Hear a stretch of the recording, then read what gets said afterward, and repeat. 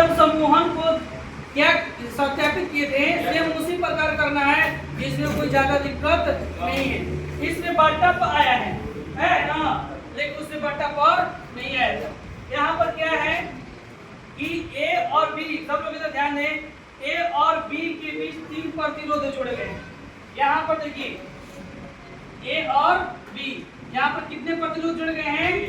ए यहाँ पर है ना R1, R2, R3, 3 प्रतिरोध जुड़े हैं। हम बता रहे हैं कि इसे हम लोग समांतर क्रम बोलते हैं। समांतर क्रम क्यों बोलते हैं? क्योंकि इनके बीच की जो दूरी है वो क्या है? इनके बीच की दूरी क्या है? समान है, इसलिए समांतर क्रम हम बोलते हैं।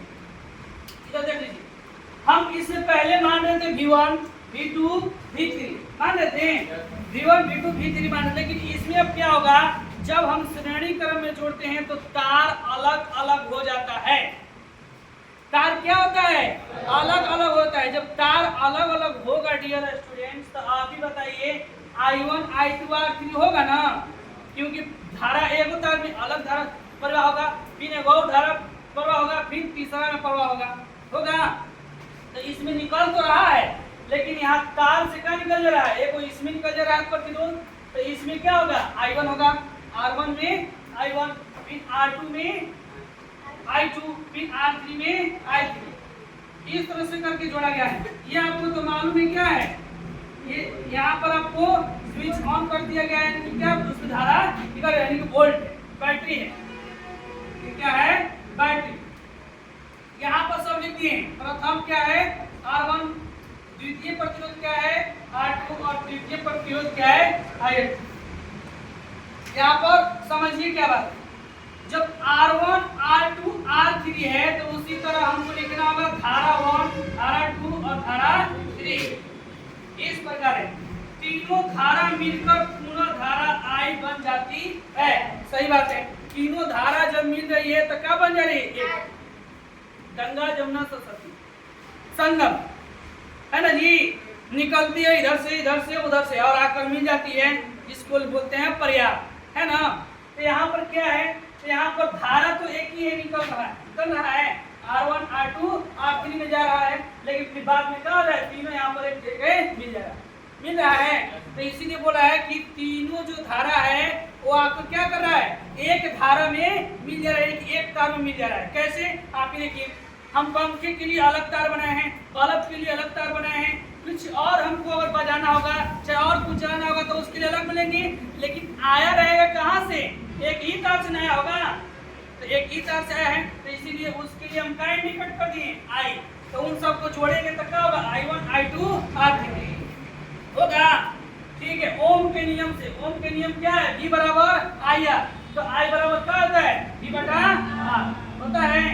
यहाँ पर V बराबर IR, तो हम वहीं से निकाले I का मान क्या लेगा? V बटा में R।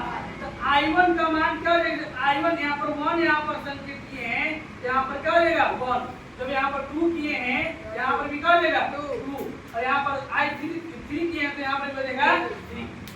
डियर स्टूडेंट्स, यहाँ पर ध्यान से देखेंगे तो I1 का मान क्या है? V बटा R1, और यहाँ पर I2 का मान क्या है? V बटा R2, और I3 का मान क्या है?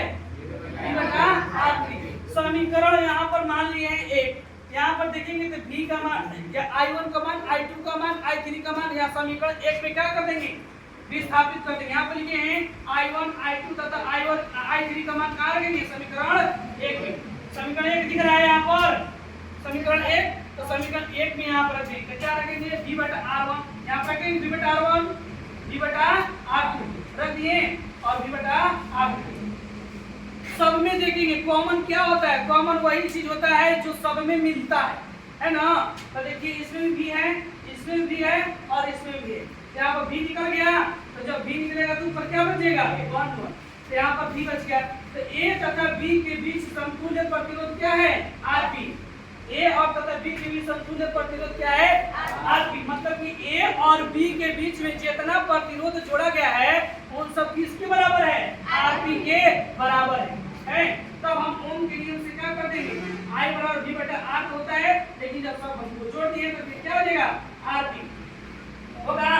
तो फिर हम क्या करें? I का मान समीकरण 2 में रखेंगे। समीकरण कौन? 2 है ना, अब देखो समीकरण 2 में किसका मान रखेंगे? I का। किसका मान रखेंगे?